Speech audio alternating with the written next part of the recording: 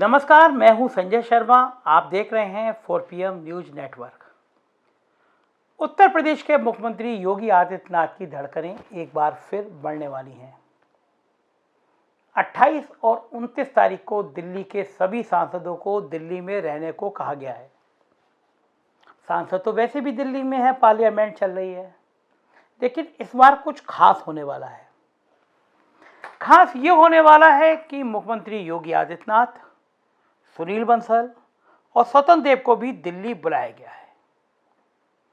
28 तारीख को ब्रज पश्चिम और कानपुर और 29 तारीख को अवध, काशी, गोरखपुर, इन सांसदों के साथ मुख्यमंत्री योगी आदित्यनाथ, सुनील बंसल और स्वतंत्र देव के साथ राधा मोहन सिंह और जेपी नड्डा बैठेंगे और विमर्श करेंगे कि विधानसभा चुनाव कैसे लड़ा जाए। ये वो मौका होगा जब सांसद बताएंगे कि पिछले 4 सालों में उत्तर प्रदेश में उनकी हैसियत कितनी रही, उनके कितने काम हुए, किन अफसरों ने उनको सम्मान दिया और किन अफसरों ने उनकी घनघोर बेइज्जती करी। समझ गए ना आप? खेल समझे। एक तरफ जेपी नड्डा, मुख्यमंत्री सुनील बंसल, राधा मोहन सिंह और सामने सांसद।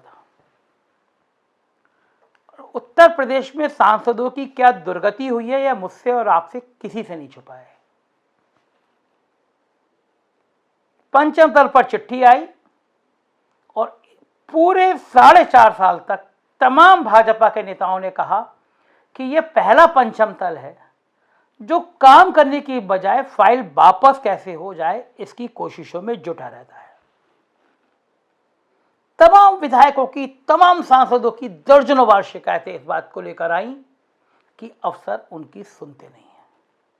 अब सांसद क्या करें और अब विधायक क्या करें? किस मुंह से क्षेत्र में जाए, किस मुंह से उन लोगों से बात करे जिन्होंने कहा हमारा काम करा दो? इन सब का हिसाब किताब जेपी नड्डा मुख्यमंत्री के सामने सांसदों से पूछेंगे। मतलब अभी सब कुछ बढ़िया बढ़िया गुल्लू गुल्लू चल नहीं रहा है बीजेपी में। बीजेपी के लोग बड़े खुश हो गए थे कि भैया नरेंद्र मोदी जी आए थे बनारस में, वो तारीफ योगी जी की, वो तारीफ मतलब गले गले। फिर अगले दिन जब खुमार उतरा तो लोगों ने पूछा भैया इतनी तारीफ क्यों हो गई? ये तो कुछ ज़्यादा ही हो गई। मतलब जो हजम, कभी कभी आपका पड़ोसी जिससे आपका थोड़ा बैर चल रहा हो वो आपके घर आए और कहे भाभी जी मैंने इनसे तो अच्छा इंसान ही नहीं देखा, इनकी तो बात में शहद जड़ता है, इनकी ये तो बोलते हैं तो बस ऐसा लगता है बिल्कुल फूल बरस रहे हैं। तो पड़ोसी चला जाएगा तो आपकी पत्नी भी आपसे पूछेगी कुछ ज़्यादा नहीं हो गया? तो बनारस में मोदी जी ने तारीफ करी, वो कुछ ज़्यादा ही टाइप की थी कि ज़्यादा ही तारीफ हो गई कि कोरोना में बहुत अच्छा काम हुआ, सब जगह एक्सीलेंट काम हुआ। तो लोग हैरान थे कि भैया बनारस में मोदी जी आपके चुनावी क्षेत्र में जो मशीन लाशें जलाती हैं वो गर्म होकर बंद हो गई, इतनी लाशें जल गई बनारस में। ढेर लग गया बनारस में, आसपास प्रयागराज में गंगा नदी के किनारे बहती हुई लाशों ने पूरी दुनिया में छवि चौपट कर दी उत्तर प्रदेश की। और फिर भी इतनी तारीफ। दरअसल मोदी जी ये संदेश कतई नहीं देना चाहते थे कि वो योगी जी से नाराज हैं या सरकार से नाराज हैं, और देना भी नहीं चाहिए। भाई उनकी सरकार है, दिल्ली में भी उनकी सरकार है, उत्तर प्रदेश में भी उनकी सरकार है। अगर कुछ अंदर अंदर चल रहा होगा, मान लो योगी जी उनकी कुर्सी पे आना चाह रहे होंगे, तो मोदी जी के पास निपटाने के 1000 तरीके हैं। वो गुजरात से लेकर दिल्ली तक कई बार इनका फार्मूला को अपना चुके हैं। संजय जोशी का किस्सा हम सबको पता है। लेकिन पहली बार मोदी जी को भी योगी जी ताकतवर मिल गए, हल्के तो वो भी नहीं है। पूरे देश में हिंदुत्व का इतना बड़ा ब्रांड खड़ा कर दिया है, क्योंकि दाएं बाएं करना वो भी खतरनाक है उनको। लेकिन सबसे बड़ी बात यह है, तारीफ इतनी कर रहे हैं, ढेर कर दे रहे हैं, एक लाइन ये नहीं कहते कभी भी कि योगी जी पिछली बार से ज़्यादा सीटें जीत कर आएंगे और मुख्यमंत्री वही बनेंगे। हर तीसरे दिन बात होती है चेहरा कौन, चेहरा कौन, चेहरा कौन। स्वतंत्र देव सिंह आ जाते हैं और कहते हैं कि चेहरा तो मुख्यमंत्री योगी आदित्यनाथ ही होंगे। लोग पूछते हैं भैया तुम्हारी कुर्सी तो ठीक ठाक है, तुम्हारी कुर्सी के पाए हिल रहे हैं, तो जब तुम्हारी कुर्सी के पाए हिल रहे हैं तो दूसरी की कुर्सी की गारंटी बयाना कैसे ले रहे हो? केशव मौर्य ने आज तक नहीं कहा कि अगर ज़्यादा विधायक चुन के आए या इतनी चुन के आए तो हमारे मुख्यमंत्री योगी आदित्यनाथ ही होंगे। जेपी नड्डा ने आज तक नहीं कहा कि हमारे मुख्यमंत्री योगी आदित्यनाथ ही होंगे दोबारा। अमित शाह ने आज तक नहीं कहा कि दोबारा वही योगी होंगे जिनको मैं लेकर आया था। और नरेंद्र मोदी जी ने भी आज तक नहीं कहा कि चुनाव जीतने के बाद योगी आदित्यनाथ ही हमारे मुख्यमंत्री होंगे। तो क्या अब जब सांसद आमने सामने बैठेंगे तो ये बात आएगी? जेपी नड्डा पूछेंगे तुम्हारे गांव में क्या हालात है, तो सांसद क्या कहेंगे? बहुत अच्छा है। जेपी नड्डा कहेंगे किसी को दबने की बात नहीं है, खुल के बात करो, तो सांसद क्या कहेंगे कि हम अपने इलाके में लोगों के हथियार के लाइसेंस तक नहीं बन पाए, हम अपने इलाकों में थानेदारों को कंट्रोल नहीं कर पाए, हमारे जिले में पुलिस बेहाल है, तहसीलों में भ्रष्टाचार चरम पर है। बलिया के पूर्व विधायक खुलेआम कह रहे हैं कि वहां पे अस्पताल लूट का अड्डा बन गए हैं, 2 बजे के बाद एक्सरे नहीं हो सकता है। तो क्या मकसद था? आपको सांसदों से फीडबैक लेना है तो दिल्ली चली रही है। कौन सांसद ऐसा होगा जो जेपी नड्डा जी को और अमित शाह जी को बता नहीं चुका होगा कि उत्तर प्रदेश में चल क्या रहा है और क्या रिजल्ट आने वाले हैं? किस सांसद से नहीं पूछा होगा संघ के प्रचारक ने कि भैया गांव में जातियों की क्या स्थिति है, पिछड़ी जाति कहाँ है, दलित कहाँ है और पंडित जी लोग कहाँ हैं? तो जब सारा फीडबैक है भैया आप पे, तो काहे योगी जी को आमने सामने बिठवा रहे हो? अगर मान लो 5 सांसदों ने योगी जी के मुंह पे कह दिया कि इनके मुख्यमंत्री रहते हुए हमारी औकात तो गई भी थी, कोई पूछता ही नहीं था साहब, तो क्या होगा? और कितनी जासूसी के लेंस लगा लो, ऐसा संभव नहीं है कि मीटिंग की बात बाहर आके पत्रकारों को ना बताई जाए।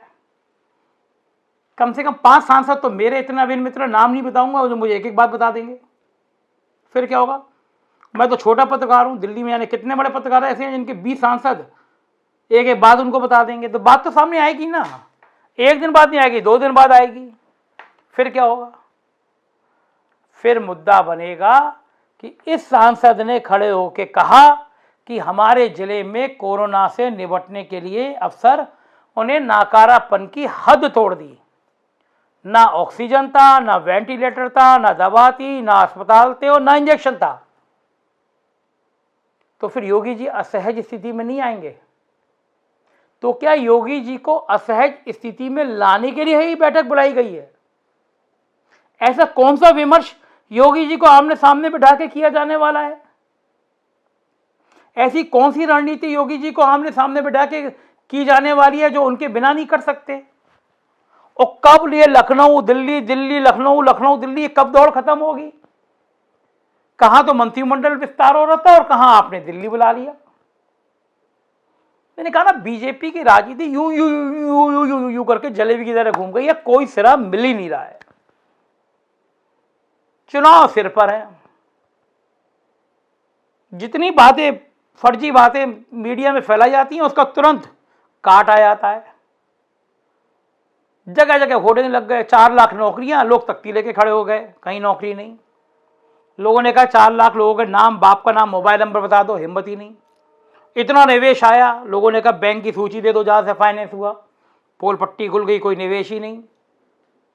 भैया आरटीआई का जमाना है, पब्लिक का जमाना है, पब्लिक को सब पता है। निवेश कागजों में आया, उन चैनलों में आया जहां 180 करोड़ के विज्ञापन आपने दिए और ये कहा है दिन भर ये खबरें चलाओ, पब्लिक से कुछ छुपता नहीं है।